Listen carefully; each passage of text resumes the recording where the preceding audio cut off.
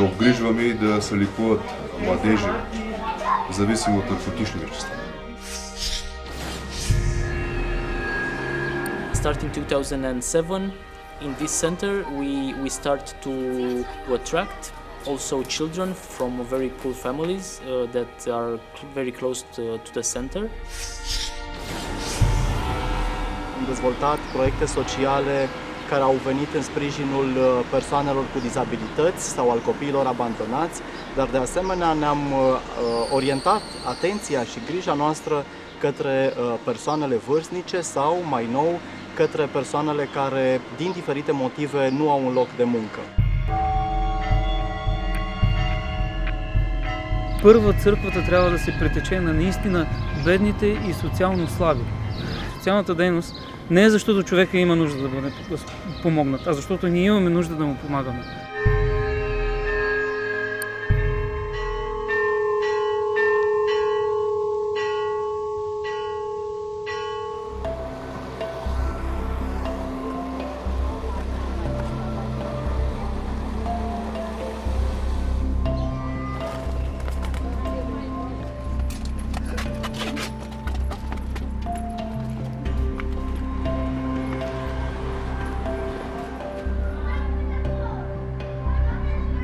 Okay, Vasiliada, it's an NGO, Orthodox Church.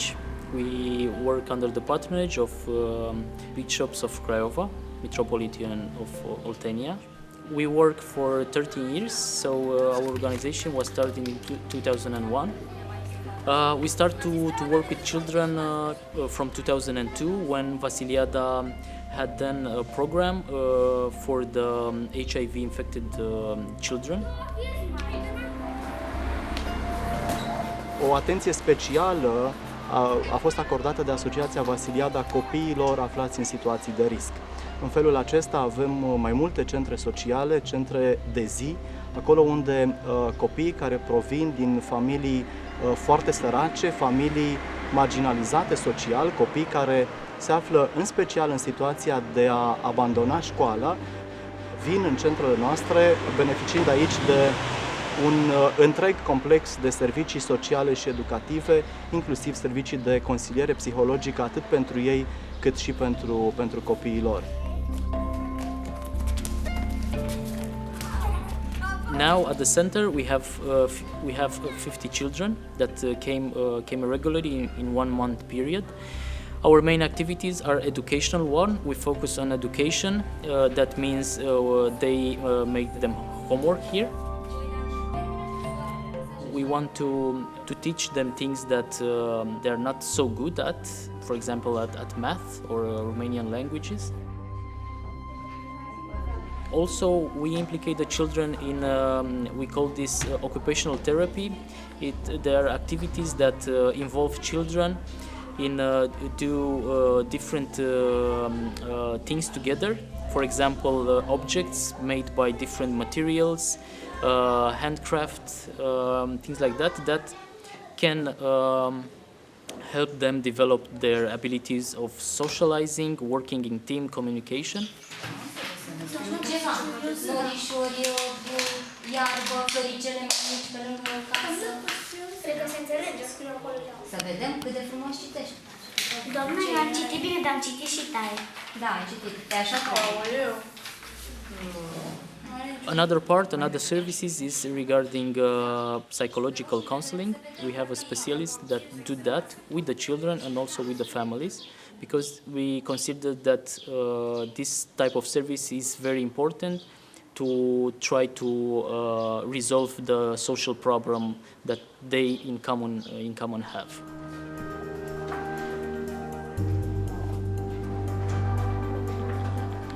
Centrul pentru Copii, Aripi de Lumină, al Asociației Vasiliada, patronată de Mitropolia Olteniei, oferă servicii sociale și educaționale copiilor proveniți din familii dezavantajate social, ai căror părinți sunt plecați în străinătate, familii monoparentale, copii aflați în grija bunicilor, în grija asistenților maternali, copii de etnie romă. Categoria de vârstă este cuprinsă între 7 și 14 ani. This depends of each child. We have children that after a few months activities for them was finished, so the objective for each child was accomplished. But we have also children that came at least for 2 years and a half, because the problem, the social problem that they have in the family, it's very hard to resolve. Obiectivul general al tuturor activităților care se desfășoară la noi în centrul Aripi de Lumină este prevenirea abandonului școlar prin participarea copiilor, tot felul de activități plăcute și adecvate ritmurilor de dezvoltare și vârstei. De asemenea, copiii care au ieșit din sistemul de învățământ, încercăm să păstrăm cât mai strâns legătura cu școala și familia și astfel să îi reintegrăm la școală. Vasiliada in the present has 9 social services around this region. Wings of Life it's just one of them. This location, for example, was rebuilt through a European fund that the Archbishops of Craiova contracted. The location was found with the help of a European grant. This helped us to develop activities just for the 50 children that we have in present. But in the future we want to develop the capacity of the activities to a minimum of 120 children.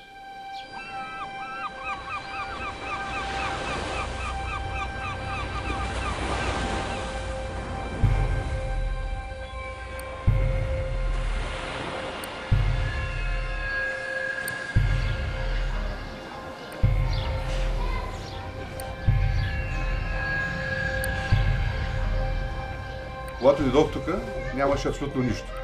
В годините, благодарение на много дарители, се изградиха всички тези неща, които са в момента.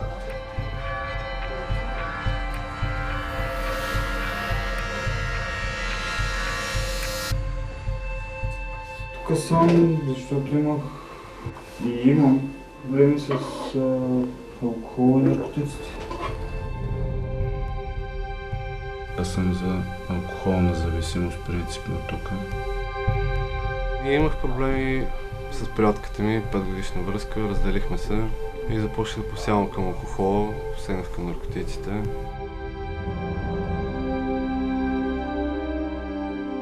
Тези деца, които се лекуват тук от тая наркотична зависимост, те са наши деца, имат нужда от нашата любов, от нашата вяра, от нашата подкрепа. Тук те откриха новия си живот.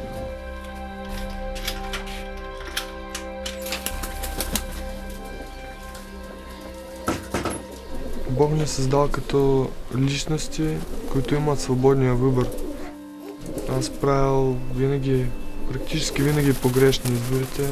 Ми беше, обаче ще се постарая да не ги повтарям. Много ми кофти, като правя нещо лошо, не мисля за нещо лошо, защото знам, че ме гледат отгоре. Тук най-първата ни цел, духовниците ни я поставиха, душа спасение и живот без греха, с подавление на страстите, умерен, размерен живот. Не като монаси, а като миряни от църквата. 1999 година започнаха първите младежи да идват. Спяха под навеса в двора. Просто бяха мотивирани, откриха вярата чрез нас и знаеха, че искат да се спасят. Не искат повече вече да бъдат с зависими от наркотичните вещества.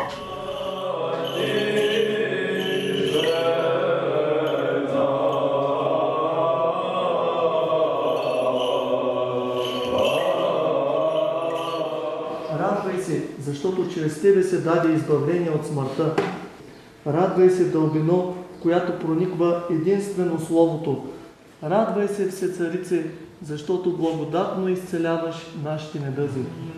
Радвай се, царице, защото благодатно изцеляваш нашите недъзи.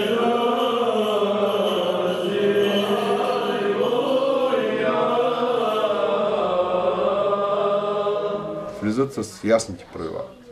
Трябва да покажат, че те го искат. За да го покажат, трябва да са мотивирани. За да са мотивирани, трябва да са чисти. Нали?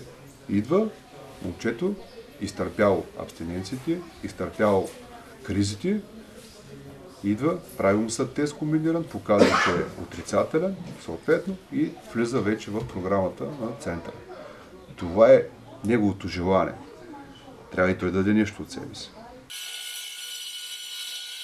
Имах аз проблем с капаната дрога. Опитах и видям, че сам не мога. Зато и обърнах се към Бога, защото знам, че Бог и благ и мек и за душата ми е лек. Внимавай, чувам свестта ти шепне, да не ви гърхът пак да ти полепне, защото дяволът не спи, зли планове не спира да крои. Сновето тръгвам аз по пътя тесен, макар тъмлив и даже никак лесен. Вървя по него смело с песен, защото нямам си душата плесен.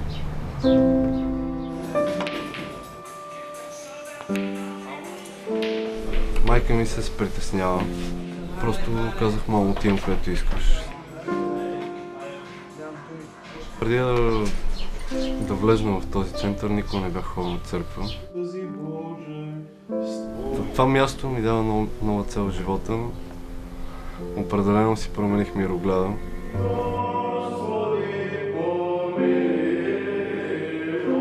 За да се избавим от всяка скръб, гняв, беда и нужда. Познах истината.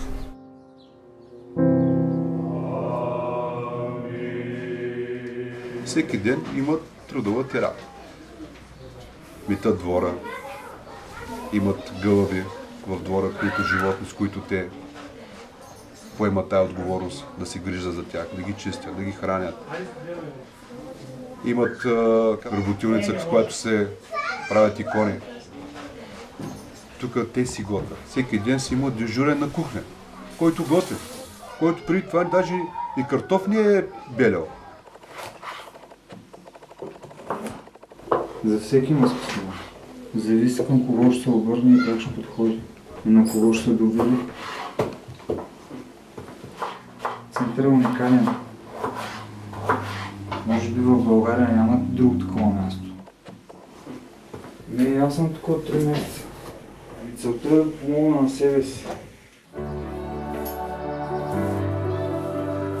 Първият модул, така да го кажем, е тук, в двора на храма, както споменах. Той е минимум 9 месеца, програмата. Минимум 9 месеца. Излизайки от тук, влиза във втория модул, който е в дневния център, който е тук в квартала Спарухово.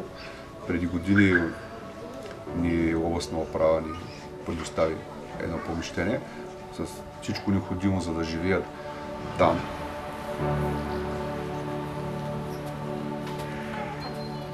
В момента това, което виждаме, е един от проектите, който е направен за момчетата в центъра. Иконопис. Това е така наречения дневен център или втори модул към Православния център за духовно обгрижване на наркозависими. Първият модул е по-скоро има обучителна цел. Как да те научи да живееш, как да се справяш с много от житейските ситуации, въобще като цяло, как да овладяваш емоциите си. И вече в втория модул ти имаш възможност, така да се каже, да ги приложиш на практика тия неща и да изпиташ сам себе си. Като цяло това е точно така наречената ресоциализация, нали? Завръщане към света, доколкото може така да се каже, обаче вече като един пълноценен човек, който гледа да е полезен както на себе си, така и на обществото. Бог ни е дал това служение, защото за нас това е служение. Много съм щастлив и благодарен на Бог, че ни го откри, че имаме този дар да помагаме на тези наши деца, зависими от наркотичните вещества. Защото е голям бич в днешно време. за жалост.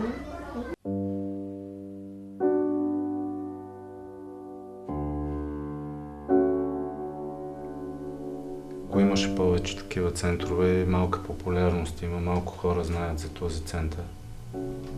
Повече хора ще могат да се спасят. Аз лично, докато рисувам, имам доста време да остана сам със себе си, без да ме занимава никой с нищо. Трябва да си взема прошка от много хора, които съм наранил с постъпките си, съзнателно или несъзнателно. И продължавам напред. Важното е, че съм простил сам на себе си.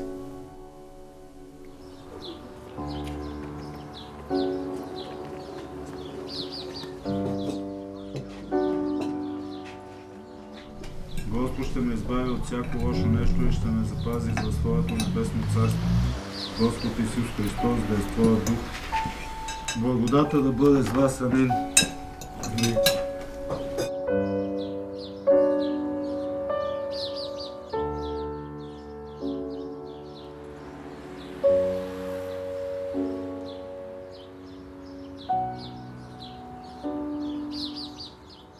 Dezvoltat proiecte sociale care au venit în sprijinul persoanelor cu dizabilități sau al copiilor abandonați, dar de asemenea ne-am orientat atenția și grija noastră către persoanele vârstnice sau, mai nou, către persoanele care, din diferite motive, nu au un loc de muncă.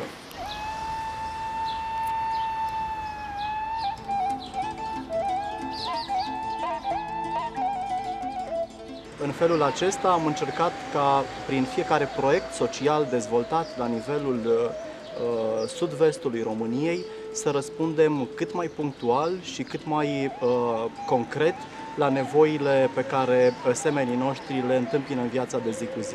În felul acesta avem în Craiova singurul centru social din Oltenia adresat persoanelor fără adăpost. Este vorba despre centrul Sfântul Vasile, unde peste 50 de persoane care nu au locuință beneficiază de servicii în regim rezidențial, de la asigurarea nevoilor personale, zilnice, până la pregătirea acestora pentru a duce o viață independentă în momentul în care se reîntorc în comunitate.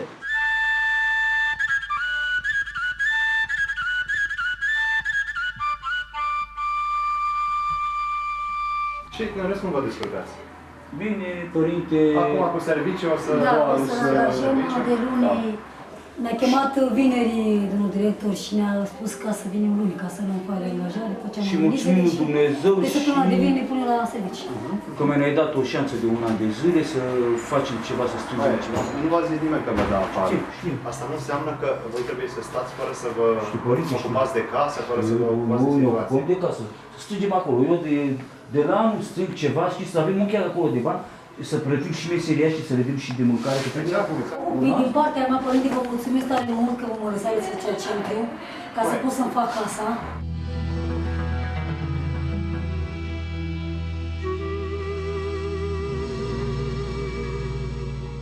Proiectul a început în anul 2006, odată cu obținerea unor finanțări de la bugetul național prin programul de interes național 2006. Fonduri am reușit să programăm toate lucrările de reconstrucție ale centrului, am reușit să reabilităm centrul, era o clădire veche aici și am reușit să-l consolidăm, să-l refacem exact așa cum este acum, să-l dăm în folosință oamenilor aflați în nevoie. Asociația Vasiliada este cea care administrează centrul în baza parteneriatului pe o perioadă de 5 ani de zile. Ne aflăm în ultimul an de sustenabilitate, an în care se dorește scrie un act adițional să se prelungească durata funcționării centrului, sperăm noi, pe încă 5 ani. În momentul de față sunt 55 în cadrul centrului, deci este numărul maxim de persoane care pot fi admise este depășit.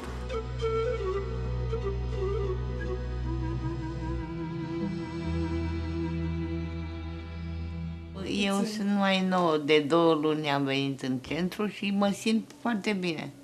Nu mai aveți absolut niciun aparținător, nu mai aveți copii?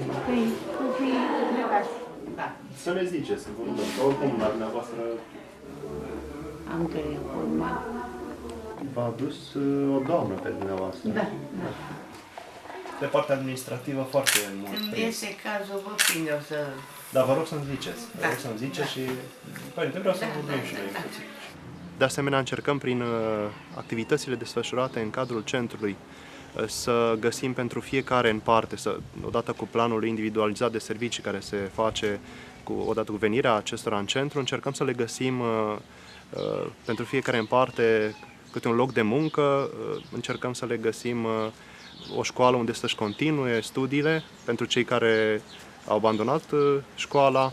Încercăm să-i ajutăm să ducă o viață independentă, să ducă o viață în care să nu mai fie nevoie de centru, într-un viitor, zicem noi, nu foarte îndepărtat al lor, să fie capabil să se auto-întrețină, să-și dezvolte abilitățile de viață pentru a duce o viață independentă.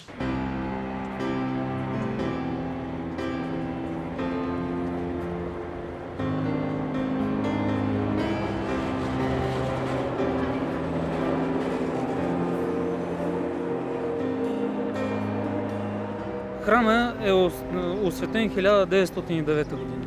За енорящите, които са били към този храм, за териториите, които са се обгрижвали от този храм, първите неща, които се случват, това е да бъде